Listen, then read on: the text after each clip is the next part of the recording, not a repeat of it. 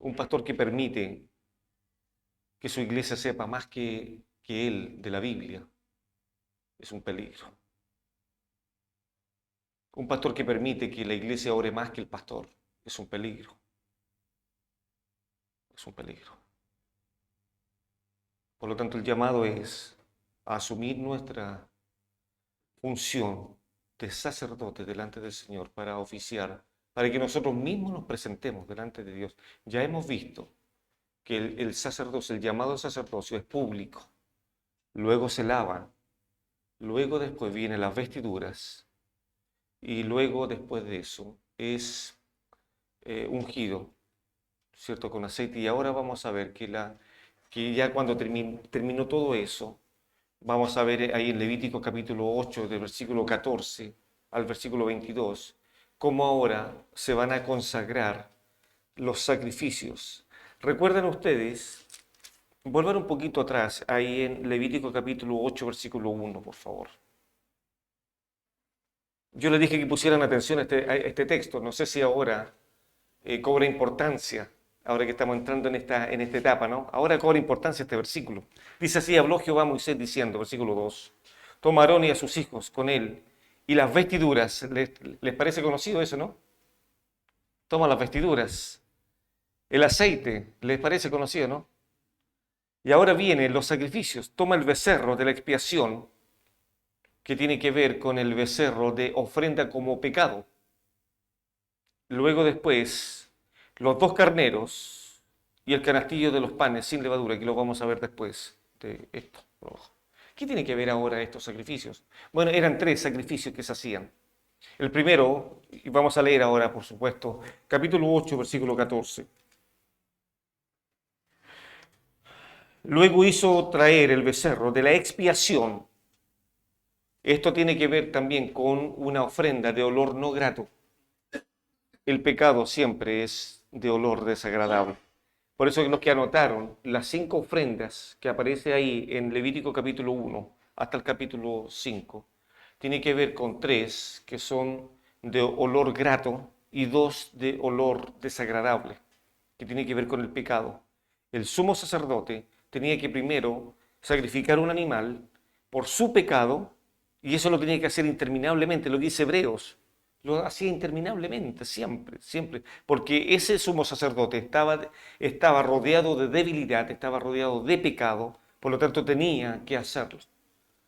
Luego también conversamos con algunos hermanos aquí en la mesa, donde sé que Cristo es nuestro sumo sacerdote, y Cristo está sentado a la diestra de Dios el Padre, intercediendo, haciendo un paracletos por nosotros, es decir, un representante en favor del Padre, o sea, con el Padre en favor de nosotros. Ahora llama la atención que el Hijo, como sumo sacerdote, está sentado a la diestra, al lado derecho. ¿Por qué está sentado? Si Él es un sumo sacerdote, y nunca vemos en las Escrituras que el sumo sacerdote estuviese sentado oficiando. Imagínense un sumo sacerdote sentado ahí con un abanico y haciendo listo, le traen el animal, lo matan y ahí, no sé, puede estar distraído. No, el sumo sacerdote nunca estaba sentado, pero Cristo sí está sentado. Y eso nos lleva a pensar a nosotros, ¿por qué Cristo está sentado? Porque ya no tiene más que hacer sacrificios por el pecado. Él lo hizo una vez y para siempre. Ya no necesita más estar entrando al lugar santísimo, porque Él abrió el velo, Él rompió esta separación que había entre Dios y los hombres. Por lo tanto, Cristo, por eso que es sumo sacerdote y está sentado al lado derecho de Dios. Por eso. Porque ya no necesita. Ya no hay más sacrificios por el pecado. No hay más. Y la iglesia debe, los hombres, mujeres, la iglesia debe de vibrar con estas buenas noticias. ¡Qué maravilla!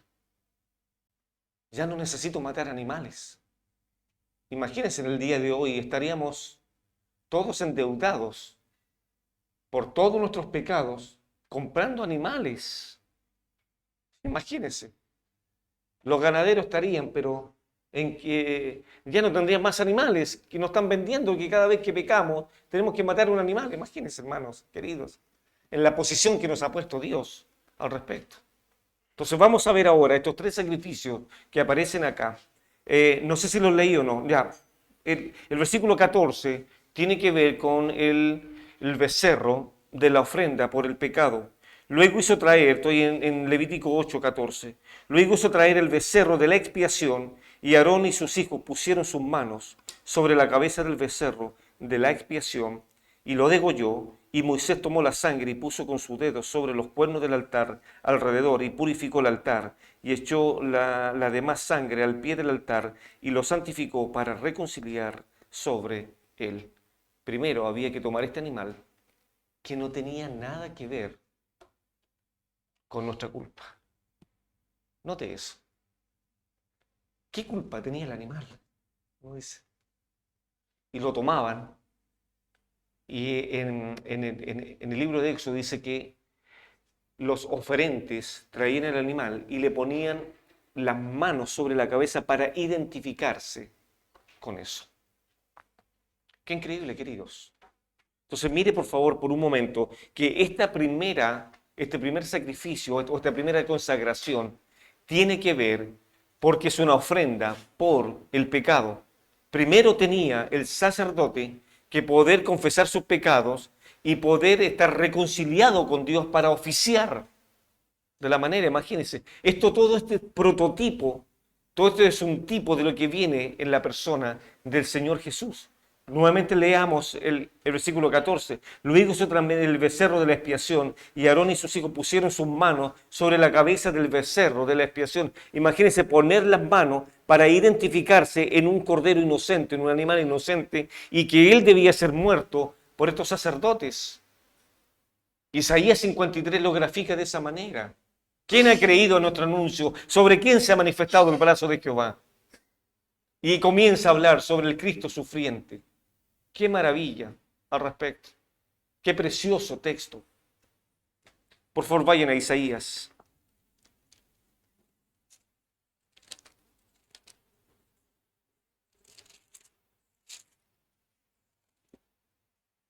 Quiero darles, para que ustedes anoten también ahí en sus apuntes si quieren anotarles, los 4 cánticos por el cual el profeta Isaías ve al Señor. Es increíble estos 4 cánticos cómo se menciona a la persona del Señor Jesús. El primer cántico que vemos, los vamos a ver en Isaías capítulo 42, versículos 1 al versículo 9. No los vamos a leer, solamente los quiero tirar de una, para que ustedes después en su casa los anoten, o ahora si no quieren anotar, van a estar los videos subidos ahí al respecto. El primer cántico va a Isaías 42, versículo 1 al 9, donde solamente voy a leer un versículo. He aquí mi siervo, yo le sostendré, mi escogido en quien mi alma tiene contentamiento. He puesto sobre él mi espíritu, él traerá justicia a las naciones. Qué preciosas palabras hablando del Señor. El segundo cántico está en Isaías capítulo 49, versículos 1 al versículo 13. También hablando del siervo sufriente, de este sumo sacerdote, de este gran Señor que tenemos. El tercer cántico lo tenemos en Isaías capítulo 50, versículos 4 al versículo 11. Y el cuarto cántico, preciosísimo, Isaías capítulo 52, del versículo 13 hasta Isaías 53, versículos 53 del 1 al 12. Ahí donde se mete este precioso texto. Solamente voy a leer algunos. Capítulo 52, versículo 13. He aquí mi siervo será prosperado, será engrandecido y exaltado y será puesto muy en alto. Cómo se asombraron de ti muchos, de tal manera que fue desfigurado de los hombres su parecer y su hermosura, más que la de los hijos de los hombres. Así asombrará él a muchas naciones, los reyes cerraránse la boca, porque verán lo que nunca les fue contado y entenderán lo que jamás habían oído. Y ahora viene el texto oculto que no quieren los judíos leerlo. Se saltan del capítulo 52, se saltan al 54. No quieren leer el 53. Cegados. ¿Quién ha querido nuestro anuncio? Ciertamente llevó él nuestros dolores, nuestras enfermedades, y sufrió nuestros dolores, y nosotros lo tuvimos por azotado, etcétera, etcétera. Este gran sumo sacerdote está sentado a la diestra de Dios el Padre, intercediendo por nosotros. Ahora entonces el apóstol Pedro dice que nosotros somos sacerdotes, cada uno, para ofrecer sacrificios agradables a nuestro Dios. Volvamos por favor entonces a Levítico capítulo 8. El primer sacrificio como ofrenda por el pecado, y aquí, queridos hermanos, lo que va a reflejar este primer sacrificio es la necesidad de tener una convicción del pecado personal. Esto es lo que tenía que hacer el sumo sacerdote. Estaba consciente de que ha pecado delante de Dios y que necesita un animal para reconciliarse momentáneamente con Dios. Imagínense. Todo esto a la vista de todo el pueblo, matar este animal y que la gente vea que los sumos sacerdotes están rodeados de pecado. Eso tenía que ver la gente. Es un hombre débil. Es un hombre débil. ¿Qué les hace fuerte? La gracia de Dios. ¿Qué nos hace fuerte a nosotros como sacerdotes del Señor? La gracia de Dios, su Espíritu Santo. Estamos rodeados de debilidad, pero qué increíblemente, queridos hermanos, gozamos del perdón y podemos tener acceso ante el trono celestial las veces que queramos. No una vez al año. No hay un perdonazo una vez al año hoy día para la iglesia. Perdón, todos los días, a cada momento, los sacerdotes pueden ingresar ante esto. Entonces, estos tres sacrificios que se daban por el pecado, uno era porque los hombres pecaron y necesitaban estar conscientes que habían ofendido la santidad de Dios. Queridos, si no estamos conscientes que ofendemos a Dios, no va a haber entonces confesión. No va a haber confesión. La palabra humildad, de la que estamos viendo, que sin santidad no hay humildad, la humildad yo lo traduzco de esta manera. La humildad es estar consciente de mi propia pequeñez. Si alguien dice que es humilde, entonces debe estar consciente de su propia pequeñez. Y al reconocer eso, cada uno mírese a cada uno de ustedes y puede decir, tú eres más que yo. Eso es lo que dice Pablo a los filipenses. Que el que está al lado, que se considere mayor. Pero ¿cómo? Si este viene recién llegando. Bueno. Entonces este sacrificio, que como ya lo hemos visto, primero tenía que ser por el pecado. Tenía que confesar su pecado y tenía que demostrar la debilidad.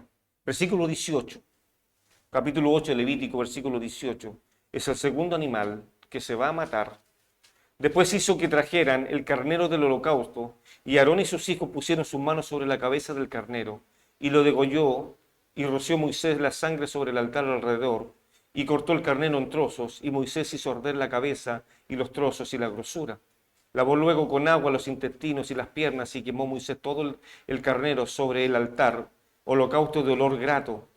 Noten una cosa, que en el primer sacrificio no dice olor grato. ¿Notaron eso, no? ¿Sí o no? No sé si notaron. Ahora para que lo vean, para que noten. ¿Por qué? Porque la expiación por el pecado no es olor grato. Es un olor desagradable porque hay pecado. Pero ahora ya el segundo sacrificio tiene que ver con la amistad que va a tener el sacerdote con Dios, con esta reconciliación. Ya arregló cuenta el sacerdote al traer el animal, al ponerle las manos sobre la cabeza y reconciliarse con Dios. Eso ya está, entonces Dios dice, estamos listos. Ahora está el sacerdote dispuesto, capacitado para poder ahora oficiar delante de Dios, porque ya tiene las cuentas claras con Dios, reconciliados con Dios. ¡Qué increíble! Entonces el segundo sacrificio tiene que ver con esto. Mira el versículo 21 nuevamente. Olor grato, ofrenda encendida para Jehová, como Jehová lo había mandado a Moisés. Ya no es una ofrenda por el pecado, es una ofrenda de gratitud. Sentémonos. Mire el tercero, por favor. El tercer sacrificio, versículo 22. Después hizo que trajeran el otro carnero, el carnero de las consagraciones, y Aarón y sus hijos pusieron sus manos sobre la cabeza del carnero, y lo degolló, y tomó Moisés de la sangre y la puso sobre el lóbulo de la oreja derecha de Aarón, sobre el dedo pulgar de su mano derecha y sobre el dedo pulgar de su pie derecho. Hizo acercarse luego los hijos de Aarón y puso Moisés de la sangre sobre el lóbulo, y etcétera, etcétera, etcétera, etcétera. Pero vea, por favor, cómo estos sacrificios se van efectuando porque ya se han reconciliado con Dios. ¿Y dónde parte la reconciliación con Dios? En que primero el hombre, el sacerdote, reconocía su pecado y tenía que traer un animal para poder reconciliarse con Dios. Exactamente, confesión. Homologoi, confesar delante de Dios. Cuando ya se confiesa el pecado delante de Dios, la segunda etapa es entonces, traigamos otro becerro, pongámosle las manos encima y viene otro proceso por el cual ahora vamos a ofrendar al Señor. Y luego viene otro cordero que también le vamos a poner las manos encima para poder agradecer a Dios, porque ahora tenemos la libertad, dicen los sacerdotes, de acercarnos a un Dios vivo, pero primero partió por el sacrificio por el pecado. ¡Qué maravilloso, queridos! Amen Levítico, estúdienlo, apréndaselo de memoria si gustan. Fíjese que la palabra holocausto significa totalmente quemado. Había que quemarlo todo. El vocablo indica también algo que asciende al cielo, este holocausto. Querido, que nuestras oraciones también asciendan al cielo.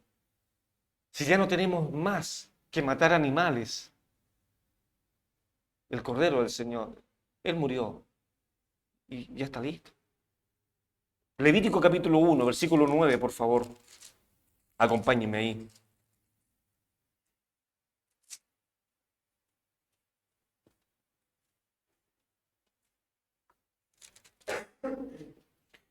Esta es una de las ofrendas de olor suave que no está involucrado el pecado, como lo dijo al principio.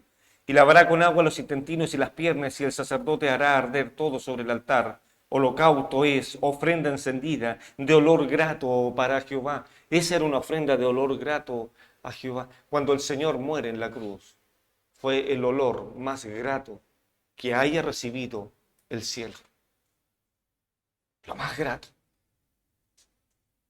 Queridos, y aquí quiero detenerme un poco. Cuando Jesús estuvo en este mundo, Él llegó a decir, y tiene la autoridad de pedir una legión de ángeles para que le socorrieran. ¿Recuerdan ustedes eso?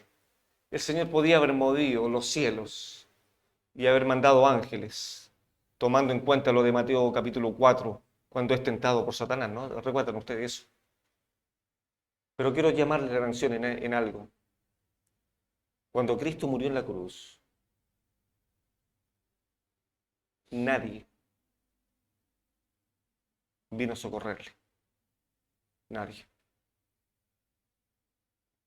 Aún el Padre, su propio Padre, dio vuelta la cara cuando estaba viendo a su Hijo agonizando durante 6 horas en la cruz. Y ni aún el propio Padre le tendió la mano. Qué increíble. Y el Padre dio vuelta la cara. Le dio vuelta la cara al Hijo. Porque cuando le dio vuelta la cara al Hijo, nos estaba mirando a nosotros. Qué increíble.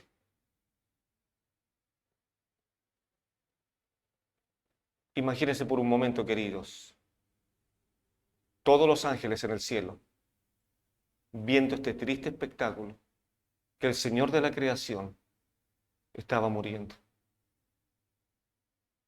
Y sin culpa. Sin culpa. Él podía haber pedido una legión de ángeles, pero la voz del Padre, nadie se movió, y los cielos fueron conmovidos, y los ángeles guardaron silencio, viendo ese triste espectáculo, que el Rey del universo, el Señor de nuestras vidas, estaba muriendo en aquella cruz, y lo hacía por nosotros, por darnos vida eterna. Entonces, por eso que ahora viene el apóstol Pablo y dice, sean imitadores de Dios. La palabra imitar, ¿sabe lo que significa? La palabra imitar significa, es un concepto que se llama mimemomai, es rara la palabra, pero viene de la palabra mimo. ¿Conocen los mimos? Aquellos que se pintan de blanco y andan imitando a la gente. Bueno, Pablo usa esa palabra, mimemomai. Y Pablo está diciendo, sean imitadores de Dios. Todo lo que Él hizo, imítenlo a Él. Algo interesante, queridos. El Hijo hace la exégesis del Padre. Todo lo que el Hijo es, lo es el Padre.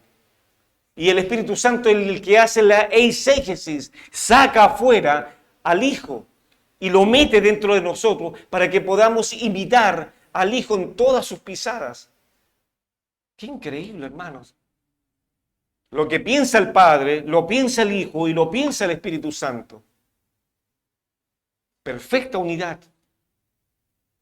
Pero había que reconciliar primero. Teníamos que tomar a esta oveja, a este animal, para que muriera y ya no haya más sacrificio. Cristo es el sacrificio perfecto en la cruz. Solo murió. Y ahí el Señor en la cruz decía, Dios mío, ¿para qué me has desamparado? ¿Para qué? Y no hubo respuesta. Nadie respondió esa queja. Nadie. Le dieron a beber agua con vinagre y él no quiso porque quería sufrir los dolores completo. El vinagre era un paliativo para poder resistir un poco los dolores. No quiso. No quiso el Señor. Entonces vemos en sus manos las heridas, en sus pies, la corona en su cabeza y su costado herido, abierto. Entonces, hermanos, con tanta información, ¿cómo no vamos a amar la santidad? ¿Cómo no la vamos a perseguir, queridos? Estos sacerdotes ya estaban listos porque estaban reconciliados con Dios y se le daba esta oportunidad de ahora de oficiar en el templo. Qué impresionante este ejemplo. Pablo dice en Efesios capítulo 5, versículo 2, sed imitadores de Dios como hijos amados y andad en amor como también Cristo nos amó y se entregó a sí mismo por nosotros, ofrenda y sacrificio a Dios en olor fragante. Note eso, Efesios 5, 2. Repito, sed pues imitadores. Le expliqué a algunos hermanos. Todos los verbos en el Nuevo Testamento terminados en de son aoristo continuo. Significa que la acción siempre tiene que llevarse a cabo. Se repite, repetitivo, repetitivo, repetitivo. Pablo le está diciendo a los hermanos a los Efesios, sed imitadores, siempre estar imitando, sed llenos del Espíritu Santo y de predicar. Siempre son verbos continuos que la acción debe de continuar. La iglesia, hombres de Dios, no podemos cesar de no ser imitadores, ni memomaí, de Dios el Padre. Todo, dice el Señor, todo lo que el Hijo vio hacer al Padre, eso hace el Hijo. Eso hace. Y qué perfecto embajador es el Señor Jesús de su Padre. Entonces ahora la iglesia debe ser una perfecta embajadora, un perfecto embajador en este mundo para anunciar las maravillas de aquel que nos llamó. Cuando estábamos en las tinieblas y nos trasladó hacia esta luz brillante para anunciar las maravillas, las riquezas del Señor. Querido, ¿cuándo vas a hablar de Cristo? Y aún más te quiero preguntar algo más. ¿Cuándo fue la última vez que hablaste de Cristo a un inconverso? Somos sacerdotes. Israel fue llamado como misionero en el Antiguo Testamento para llevar el nombre de Dios a las naciones. Querido, que aún más quiero ser un poco más directo con ustedes. ¿Cuándo fue la última vez que ustedes llevaron a una persona a los pies de Cristo?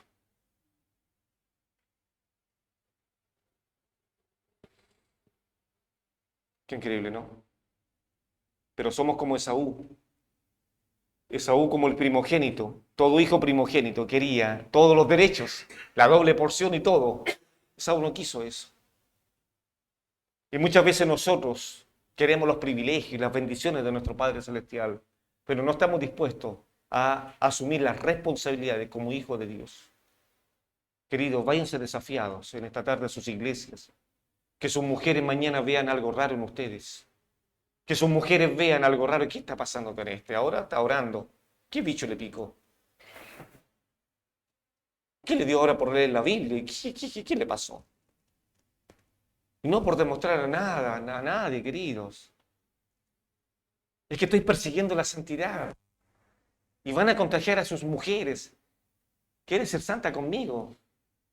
Esa es la pregunta que tienen que hacer a sus esposas, a sus hijos. Hijos, ¿quieres ser santo conmigo? Vamos a la Biblia. Abran sus Biblias en sus casas. Estudien. Lleven a sus familias a esto. El cordero había que matarlo. Qué impresionante. Entonces, queridos, cuando leemos estos casos, leemos entonces que el sacerdote tenía que ser reconciliado primero con Dios mediante este animal. Vean que los 3 sacrificios, los oferentes le ponían las manos en la cabeza al animal, los 3, dando a entender la identificación. Hoy día nosotros somos identificados con Cristo. Qué impresionante esa figura que hay. Se podemos ver. Y ahora quiero hacerle solamente algo antes de terminar este punto. En las ofrendas que eran por el pecado, ¿cómo venía el pecador? ¿Cómo venía el oferente? Venía como un pecador perdido.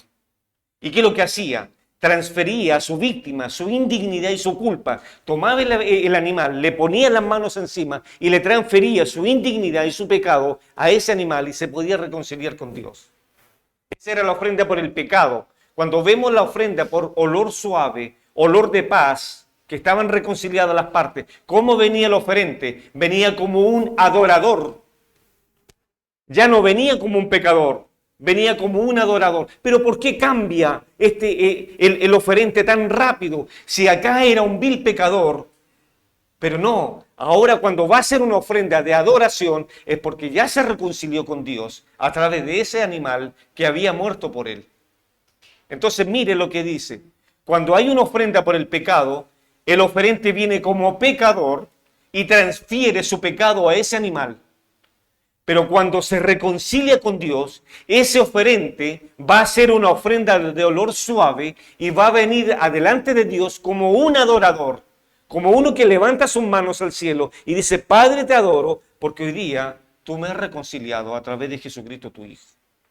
El sacerdote tenía que primero hacer una ofrenda por él, por su pecado, y venía como pecador delante de Dios. Ya reconciliado, venía como un adorador. ¿Y qué es lo que hacía con el animal? Se identificaba con la perfección de la víctima. Si el animal no tenía pecado, se identificaba con esa perfección. Hoy día el Cordero de Dios, la iglesia, se identifica con este maravilloso don, sacrificio perfecto de Cristo en la cruz. ¡Wow! Si usted, hermano, no sale acá, si su corazón no está temblando, si su corazón no está pulsando, la verdad no sé qué más le podría pulsar. No sé. Y aquí viene uno de los temas más grandes. ¿Cuándo hay adoración? Adoración hay cuando puedo reconocer mi indignidad de parte de Dios y entender que Cristo perdonó todos mis pecados y puedo entonces amar a Dios y hacer sacrificios vivos, santo, agradable, que sea nuestro culto racional.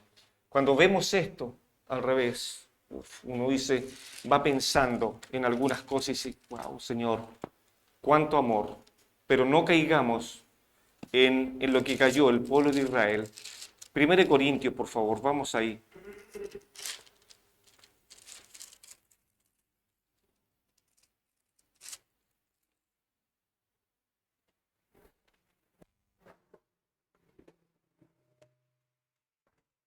Capítulo 10.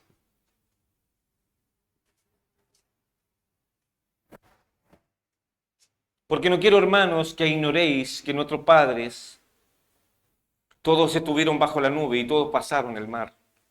Y todos en Moisés fueron bautizados en la nube y en el mar, y todos comieron el mismo alimento espiritual.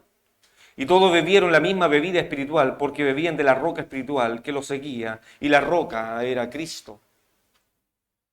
Hermano, Isaías no se le pasó ni por la más mínima, ni un detalle que de lo que estaba profetizando acerca de Cristo. No tenía la menor idea, queridos. Hoy día nosotros tenemos esa idea perfecta, de que todo lo que era, lo que se escribió en el Antiguo Testamento era sombra de lo que ha de venir ahora, disfrutamos ahora, cuando se nos abrió la palabra del Señor a nuestros corazones.